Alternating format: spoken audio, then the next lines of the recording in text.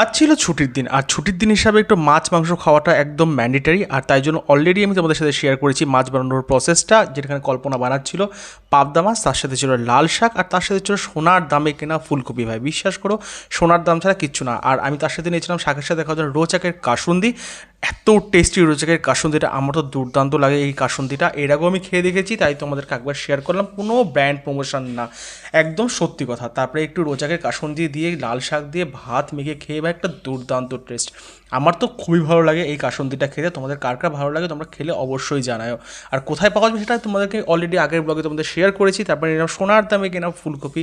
আর of সিজনের ফুলকপির test একটা আলাদাই হয়, কারণ কি সব থেকে বড় কথা, যেমন অফ সিজনের ফুলকপি, অফ সিজনের পটল, যেগুলো সে অন্য সময় পাওয়া যায়, তো সেই জিনিসগুলোর টেস্ট একটা আলাদাই হয়। তোমাদের কেমন লাগলো জানাও। আর তারপরে ছিল এই বিখ্যাত পাবদা মাছ। আর পাবদা মাছটা এতটা টেস্টি, তোমরা দেখেই বুঝতে পারছো। তোমাদের ভিডিওটা কেমন লাগলো অবশ্যই জানাবে। Thank you for watching.